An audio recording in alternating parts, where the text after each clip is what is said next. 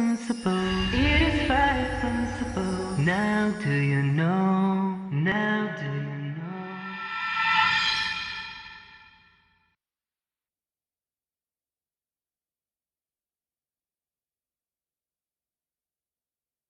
Assalamu alaikum wa rahmatullahi wa barakatuh, and welcome to a new series that we're going to be looking at the youth, on how the youth can be more effective as Muslims in today's society. And often as youth you might be sitting at home thinking to yourself that, well, how do I really make a difference as a Muslim? And there's so many temptations that are going to be pulling me to the left or to the right, things that will distract me from what I'm actually supposed to be doing.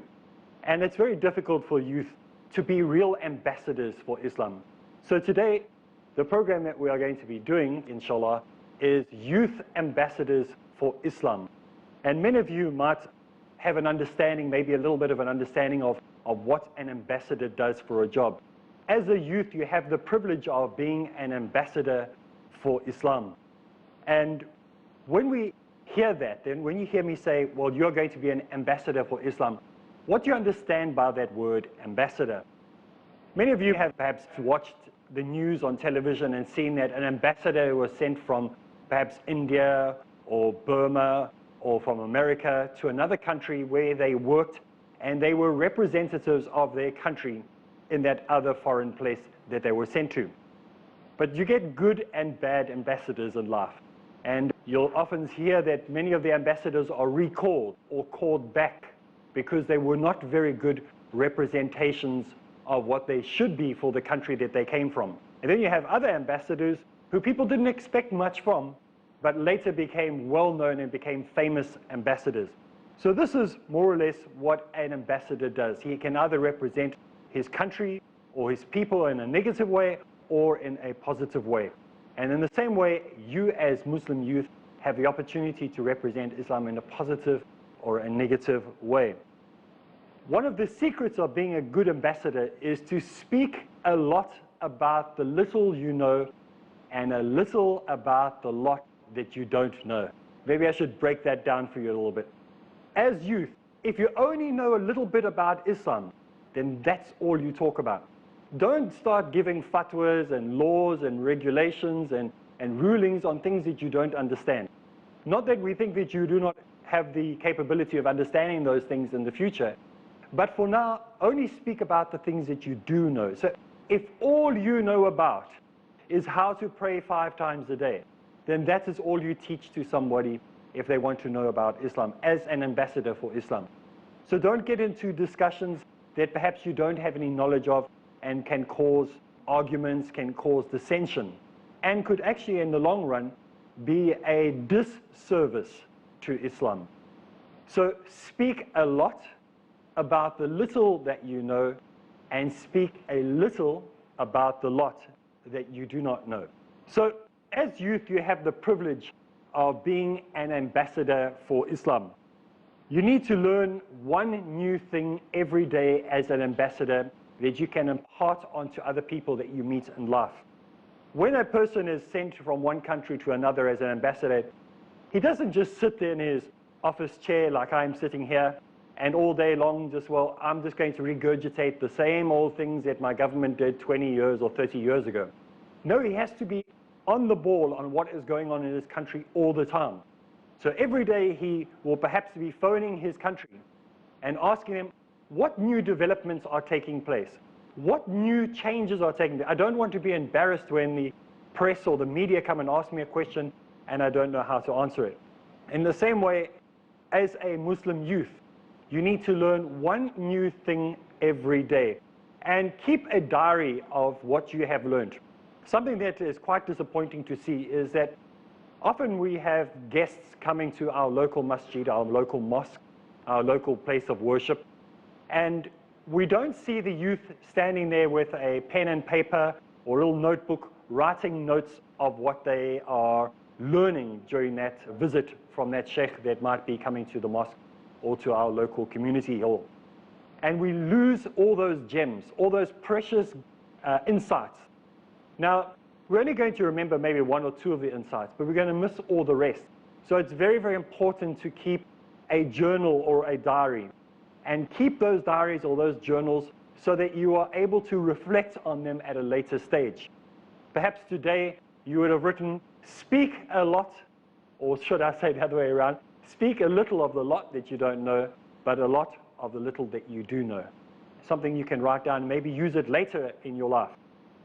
Now, some of you might be thinking, well, if I start keeping a journal and I start writing these notes down, people in my school are going to probably think I'm a little bit emo, too emotional, having to write down everything all the time.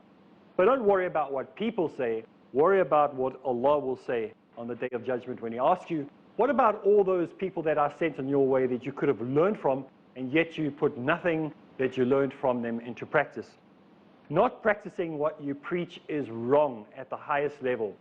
So we're not asking you to be an artificial ambassador or a fake ambassador. You must believe in what you are being an ambassador for as a Muslim youth. So if you're a fake, people will get that very quickly. They'll realize, this person's not genuine. He's not really being who he is supposed to be. And so they will see right through you.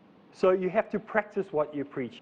And if you don't practice what you preach, people will not have confidence in you, whether you're young or old, whether you are intelligent, whether you are a sports person. How many people have we seen, they will say, well, we are against, doping during sports events. And later, 2 or 3 years later, these same people that were so against doping for sports events are the same people that are caught for these things.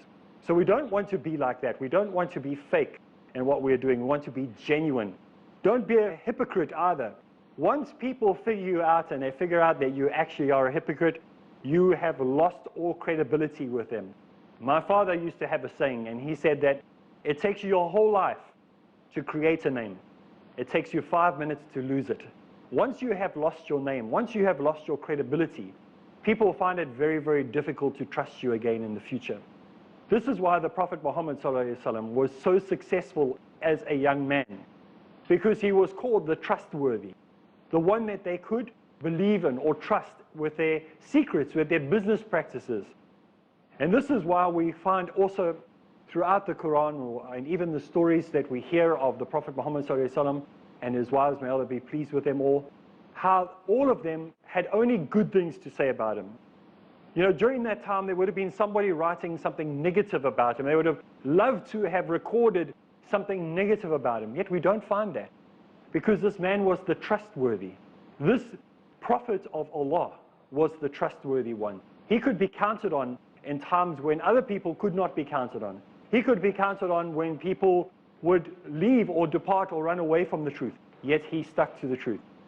Even when we look at the life of the Prophet Isa, peace be upon him, that we find recorded in the pages of the Bible, we find that all his disciples abandoned him. Every single last disciple, even though they had been following, because they were not genuine. When one of the events that takes place in the New Testament, which we'll be dealing with in a series called The Cross Question on the same channel on Peace TV, inshallah, we look at one of the incidents where the Prophet Isa, peace be upon him, is talking to his disciples, and they all run away. They all desert him, and he's left alone. Yet he was there to be an ambassador for Allah. Every single prophet was sent to mankind as an ambassador to represent the truth to mankind. Now, we have that opportunity as Muslim youth to be ambassadors for Islam. We're either going to be good ones or bad ones. And we need to emulate the prophets. We need to look at the role models that we have been given, even in those first few centuries of Islam. And we look at those great leaders of Islam, how they had that strength. And that many of them were young men. Many of them were in their teens still, that were great ambassadors for Islam. Today we have Islam as it is because of those men and those young women who had that strength of character to say no when temptations came their way. So inshallah, we will be those type of people. Now, perhaps you thinking, well, how can I be ambassador for Islam? The people that are in my class, the people that are in my college, the people that are at university with me, perhaps you're a young man moving into the workplace for the first time, and you're thinking, well, people are on drugs, they're drinking alcohol, they're smoking cigarettes, they're womanizing. How can I be an ambassador to these people? Because I don't drink and I don't smoke and I don't womanize and I don't take drugs. They're going to just think, well, why is this little goody two-shoes trying to come and tell us what to do, try to change us. And they're going to perhaps mock you or reject you. Well, this is not true. You'll find that many times they are actually envious of you. They look at you and they think, if I could have a life like he has. He seems so happy. There is nur on his face. There is a peace that you can see in every part of his character and his body. Even before I became a Muslim, before I found truth and submitted to the will of Allah, there was no happiness in that lifestyle. The reason that people took drugs or drank alcohol or womanized is because they couldn't find that peace, that real, genuine peace. And as you'll find many, many young people throughout the world, like I did when I was 16 years old, I started to look at all the different religions, trying to find some peace, some rest, and I could not find it. When I looked into the different sects within Christianity, I could not find it. When I looked into Krishna consciousness, I could not find it.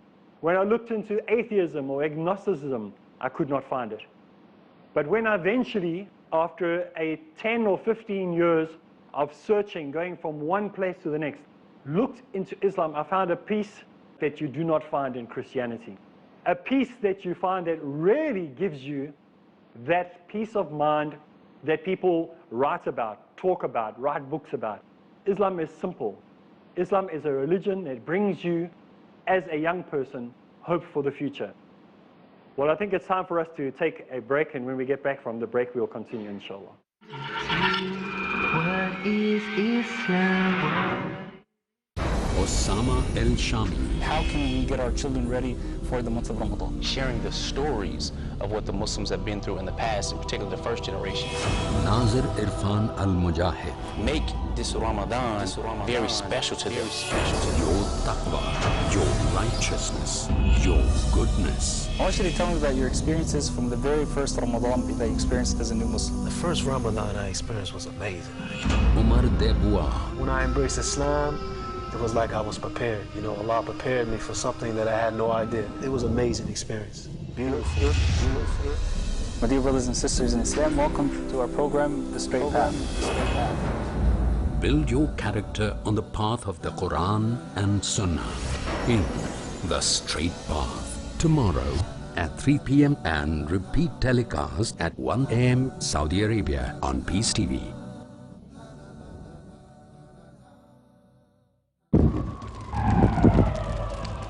Dialogue. Discussion. Debate. Rebuttal. Conclusion. Eliminate misconceptions about religion. Get enlightened. Witness Dr. Zakir Naik in a battle of words in Crossfire every Friday at 8:30 p.m. and repeat telecast at 10 a.m. Saudi Arabia on Peace TV. Most countries of the world ban bullying. They fight it in their schools and universities. A lot of us are being bullied differently every single day. Some come up to us and say, do this, while others say, don't you dare. Some say this is halal, while others say, nope, this is haram.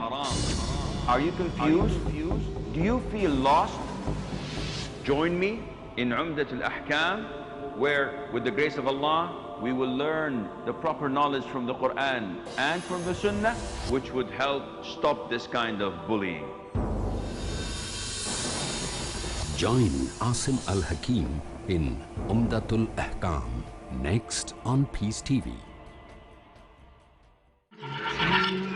What is Islam? Assalamu alaikum wa rahmatullahi wa barakatuh, and welcome back. Today we are talking about youth ambassadors for Islam, and how you at home, who's sitting there perhaps thinking, well, there's nothing I can do for Islam. I mean, I'm not the brightest kid in my class. I'm not the most popular girl in my school or college. What can I possibly do as an ambassador? The wonderful thing about Islam is that Allah uses every single person. You know, when I became a Muslim, it wasn't through some great scholar sitting in some great Islamic educational center or institution. It was through a simple person selling food, a birdseed in a pet shop. I know people who became Muslims through the person who is selling them linen or materials. They go to the shop there and that person did dawah to them. I know many people that in high school they became Muslims through somebody in their classroom. So it is up to you as an individual to be an ambassador. Don't wait and rely on big, massive organizations to do the work. They have work to do, but they're doing work in a different level. And so it's up to you as a youth ambassador for Islam to make the difference in our society today. What we were speaking about before the break is that many times you might feel that you're not good enough. I mean, you don't have experience in alcohol abuse or drug abuse or things like that. You've grown up in a relatively protected environment and family. Why would people possibly listen to you? And I said that they will listen to you because they are secretly wanting that peace that you have. Perhaps you're the other type of Muslim. Maybe the Muslim that people pretend don't exist in the Muslim world today. Maybe you're one of those Muslims who secretly goes out and does all these things that I spoke about. Maybe on a Friday evening when you tell your parents you're going to your friend's house, you're actually secretly going off to a nightclub and dancing and doing all sorts of other things. And you're afraid that anyone will catch you or find you. So you have an alter ego. You have a disguise that you put on, different clothing that you have when you're amongst Muslims. You too have a story to tell. You too can still be a Muslim ambassador, an ambassador for Islam. You may not be the greatest ambassador, but by being an ambassador and telling people about your religion, it will help fix up your own problems. Now, how will that work? You might think, well, how's that possible? I mean, I'm the worst Muslim you can find.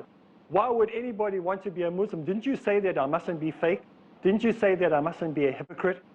Think about this for a moment. If you're a bad Muslim and you're doing wrong, and somebody comes up and says, aren't you a Muslim? And you say yes, and they say, well, tell me about your religion. And you start telling them about Islam and how Allah is the one and only, how He's all-sufficient, that He has no partners, that He has no brothers or sisters. What do you think begins to happen in your own heart and your own mind at that time? You start to feel guilty. You start to feel ashamed that you're not living the life that you're telling people about. And by doing that, you will slowly start to clean your own life out. And you start to realize that this is what I need to change in my life. I have met many brothers and sisters who are now well-known scholars throughout the world. Many scholars in my own country who are in great demand throughout the world, who were those people. Who a couple of years back, maybe 20 years ago, not even 20 years ago, 12 years ago, were those people who were being hypocrites, who were deceiving people, who were going to nightclubs at night instead of going to learn the Quran. And now, by doing that little bit of dawah, their lives changed and they realized, what am I doing with my life? And they went and they changed their life. There are some youngsters that I met in my own country, young men, not children, young men, who said to me they would really like to be practicing Muslims, but they just found Islam, they find Islam boring. They find that Islam doesn't offer them that which they thought they would find in Islam. And my simple answer to them is, what Islam have you got? If you have an Islam that makes you feel that it's boring, that doesn't apply to your life today, perhaps you need to change the group that you're hanging around with. Perhaps you need to try and look for those Muslims who behave the way that the Quran teaches them to behave. So you need to look, if you're unhappy or unsatisfied with the Muslim society, and change it. You're not like the Christians which are born into the Baptist church or the Methodist church or the Catholic church or the Anglican church. If you're unsatisfied with the group that you're with, go to the mosque down the lane. Go to the mosque across the street and try that one. Perhaps that group are practicing Islam properly. If you hang around Muslims that are bad for you, then you'll be a bad Muslim. If you hang around Muslims that are good for you, then you'll become, inshallah, a good Muslim. Always choose friends that are cleverer than you. Always choose Muslims that have more knowledge than you. It's pointless being in a friendship circle with people who know less than you, because then you are going to dumb yourself down. But if you hang around people that are more intelligent than you, then you will make yourself more intelligent. And the same way with Muslims. Hang around or be with friends who are smarter than you. If you have a friend in your group who is a Hafiz of the Quran, that's the guy that you must invite into your group, or the sister there, if your sister's to invite into the group. You want to be around people that are going to help you. In school, I remember having a friend who was in school with me. He had a photographic memory. That means he would look at something once and he would remember it. He didn't have to ever go back and read it again. And he was my best friend because he set the marking for me to follow in school. If he got 70%, my idea was to get 75%. And to tell you the truth, I never ever beat him in anything. But I tried all the time to beat him. He was my role model. He set the benchmark that I wanted to attain in my career in school. And I missed him greatly when I finished school because he was the person I always had in front of me to try to get to.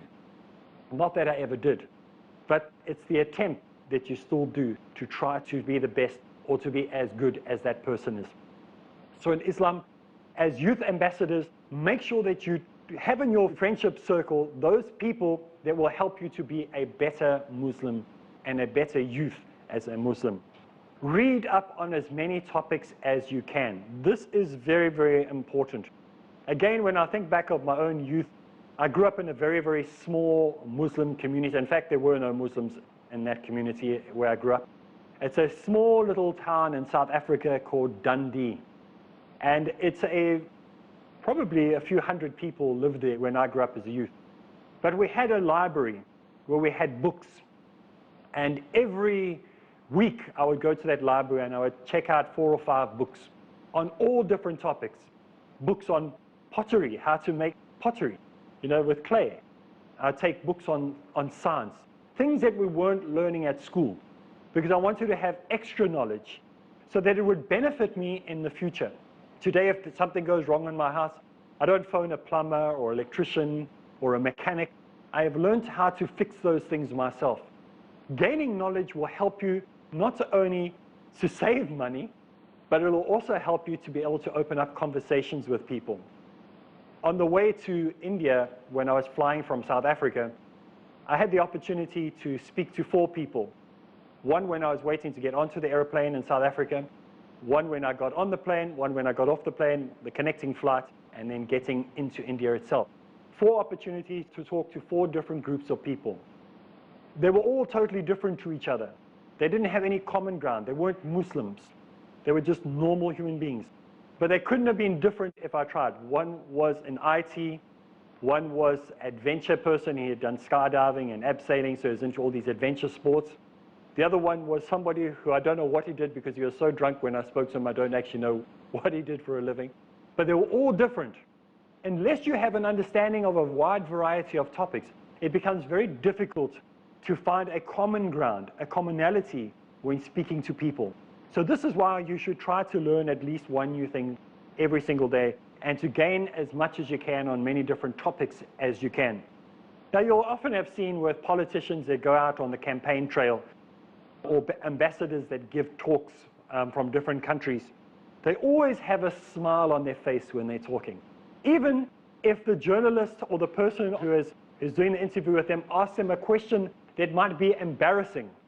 And so you'll find them feeling maybe a little bit embarrassed when the question comes, but they've always got a smile on their face. Even if they are being accused of embezzling money, or the fact that they're supporting a bad regime in their country, or perhaps are involved in some scandal of some sort that we often find people involved with today, they always have a smile on their face. And there's a secret to this.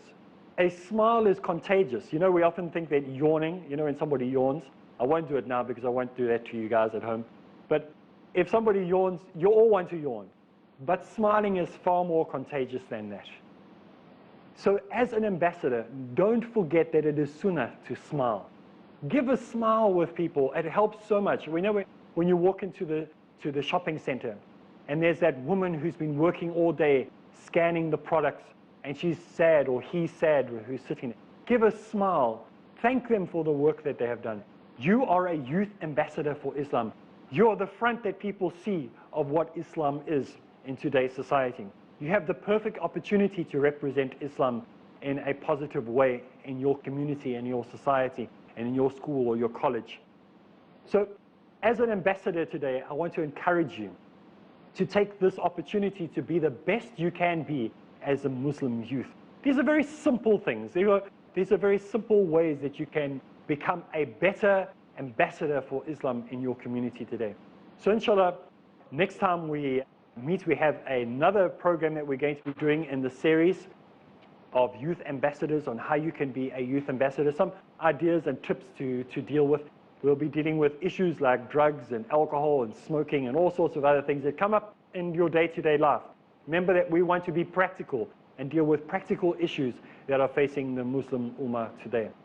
So if you have any comments or any suggestions that you'd like to make sure that you visit the Peace TV website. It's very, very easy to find. It's peacetv.in or peacetv.tv. And you'll see all the upcoming schedules of programs that are coming up for the rest of the week. And remember to send your comments in to the Peace TV email you can find on the website, because there's a couple of them. So find the one that you want and go to the website and you'll be able to find information on that. So from me, Areeb Islam, until next time, Assalamu alaikum wa rahmatullahi wa barakatuh. I am a Muslim, I am a Muslim, so are you, so are you. I love Allah, I love Allah. Do you too, do you too? What is Islam, what is Islam? Do you know, do you know? It is 5 principles